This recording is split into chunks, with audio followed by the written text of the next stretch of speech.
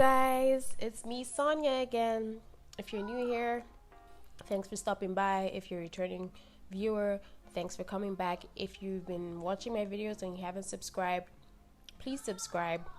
I don't know why you haven't. I can be interesting sometimes, so you should really subscribe and just check me out. So right now, this is the part 2 of the whole dating, marriage, and love thing I've been talking about. So from the first part, I was saying how the fact that growing up as an African woman, you have this pressure to maybe want to get married and have children. Especially if you know you want to have children, you feel like the best way to do it is in marriage. And then for a lot of people, because they grew up in houses where their mom and dads were together, they feel like that's, you want to replicate that, right? For me, I didn't grow up in that kind of household, so maybe that also influences the way I see things, right? My mom was a single mom. I grew up with a single mom. I never grew up with a dad around. My dad is alive, but we don't have the best relationship, but we don't have a bad relationship either. We're not falling out or whatever. We talk, we have a cordial, we have a good, a sensible relationship, but we don't have a close relationship. We're not close at all. So maybe that also influences the way I think about, relationships, love, and marriage or whatever. When I was young, because I grew up with a single mom, I used to always feel, when I would dream about having a family, I would just see myself and my kids. I would never see a husband, right? And then when I told my mom that, she felt really bad and started praying against it for me. And so then later on, when I started growing up, I started seeing, when I would think of getting married or whatever, I would never think of my wedding day or the wedding ceremony or the dress or ring, whatever. I'm not one of those people. I'm not a very materialistic person, to be honest. I really don't put any importance in material things at all. Nah, they're so fleeting to me, just the way money is. I need money and I need these material things, but I just see them as tools to use while I'm here and a means to an end. So I just never fantasize about it. Oh, the perfect dress, or the ring, or how I want my wedding ceremony to be.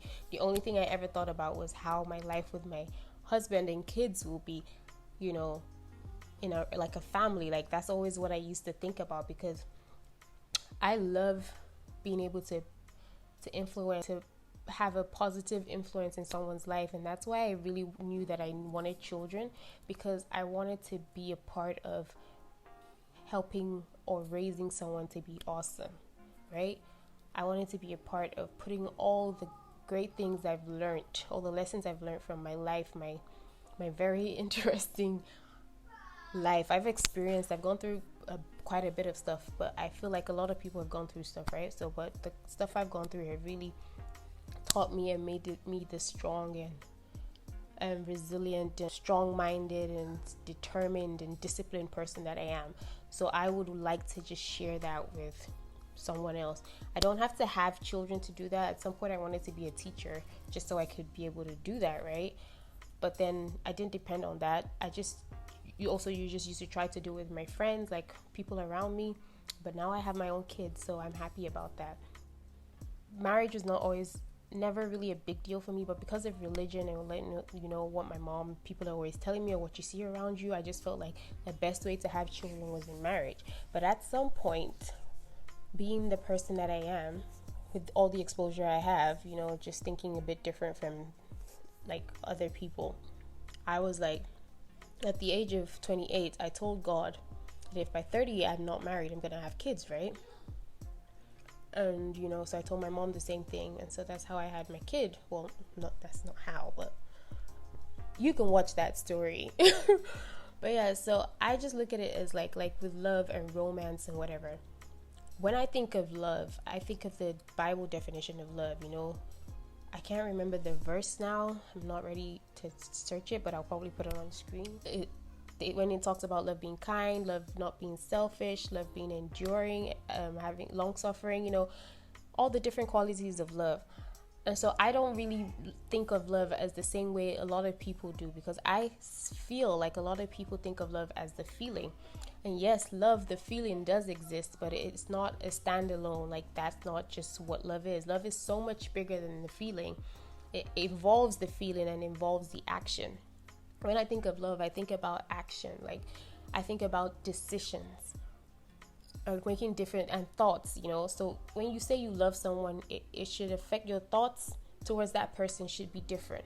Your actions and decisions you take involving yourself, about yourself, but could affect that person that you say you love should be different, and it should reflect that, right?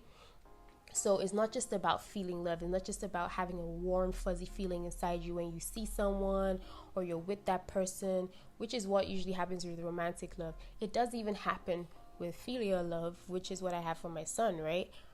Right? Yeah, I think so. Yeah, that's the one within family. It happens with him, and it happens sometimes even with my mom. I get this warm, joyous feeling, when I'm just like, oh, I love you, but it's not just about the feeling for me.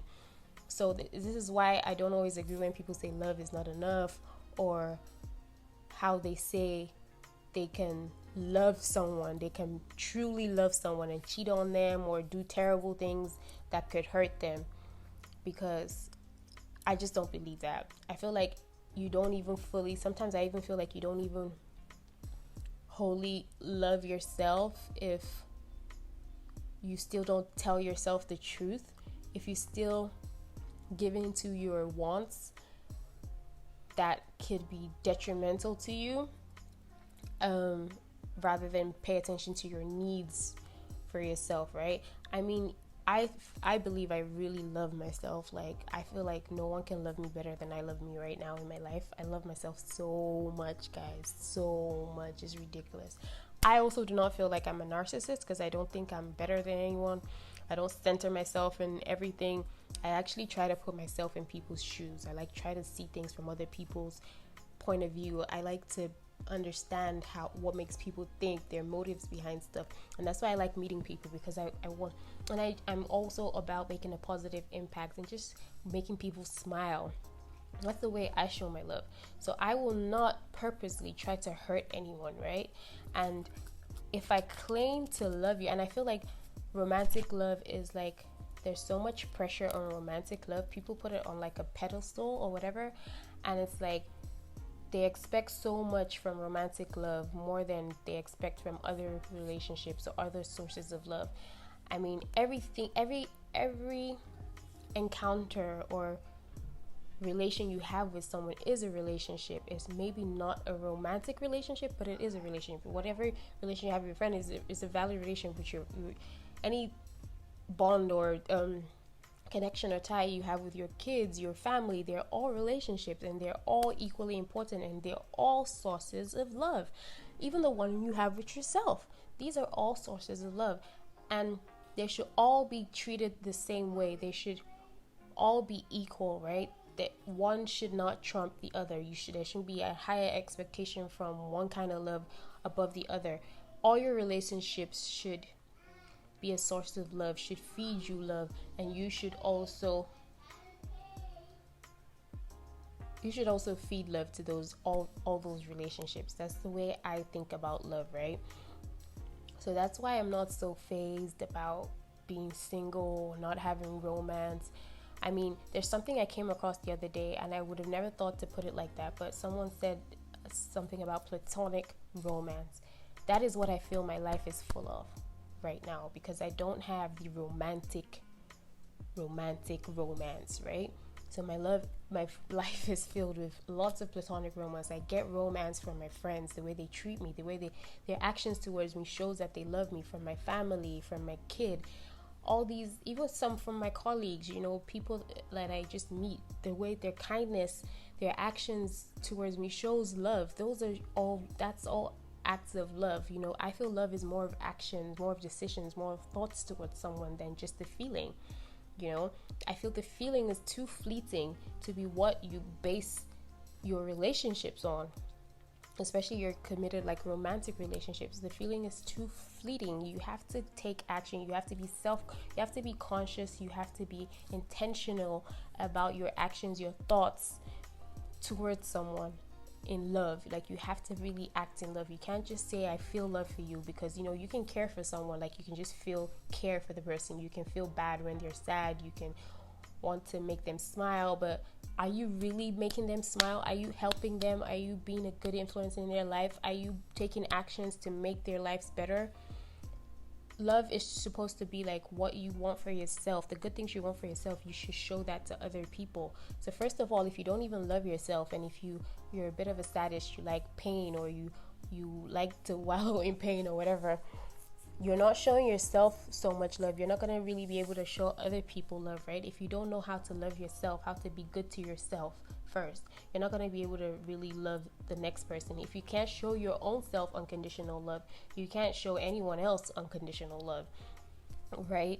And so I just try to show love to every and anyone. Like, if I meet you today, the same way I would want to help or be there for romantic partners, the way I want to help and be there for you. The only difference between all these other relationships and the one from the romantic partner is sex and like kissing or whatever.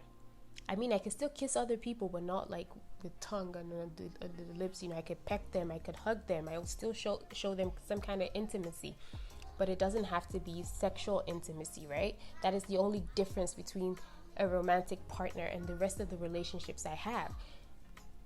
The love I get from everyone should be feeling like you should be able to spread out your sources of love so that you're not too dependent on this one person who's your romantic partner, because it's a lot of pressure on that person. They need to love themselves. They have other people they need to show love. So if you're depending on them to show you so much amount of love, like you have so much expectations of them, if they may not be able to meet up. I feel it's actually unrealistic for you to put that much pressure on a partner to be your all. You should be your all, right? So you shouldn't put that pressure on a romantic partner to be your all, to be everything to you. You should be your all first of all, then spread out your sources of love. If you need this particular kind of love, you don't always have to get it you can get it from your friends. That's why it's good to have friends. Like, when you get married, don't just shut everybody out. You need your friends, you still need your family, you need your colleagues, you still need relationships with other human beings. Those relationships are important and they're necessary to really feel love and show love. So that's the way I see love, right? So I can't understand when people say they love someone and they cheat on them, or they disrespect them, or they do whatever. Like, cheating is not the only example, but that's one of the prominent examples that I hear people say, I love him or I love her. Just because not just a one-time thing, because I cheat on him or her doesn't mean I don't love them. I mean, you care about that person, but you don't really love that person, to be honest. And I think more people need to be honest about that, and it's okay. I mean, you can really care about someone, you can really have high regard for the person, but if you're not showing your love in action, you don't really, really, truly love that person. You just have an element of love for them because you have a feeling of love for them, but you don't act on it. You don't act on that feeling of love. So then can you say you love that person, right? So that's my view pretty much on love. I don't know if there's anything I'm missing out, because these things always come to me every now and then. But if I do remember anything later, I'll just probably add it later and then add it to this video. But yeah, thank you guys for watching. What are your opinions on love? Like, do you get where I'm coming from with what I'm saying about love, platonic romance, and not putting too much pressure on your romantic partners? What are your thoughts about what I'm saying? What do you think about love? What are your expectations from love? How do you love yourself? How do you love other people? Let me know, guys. Thank you for watching. Bye.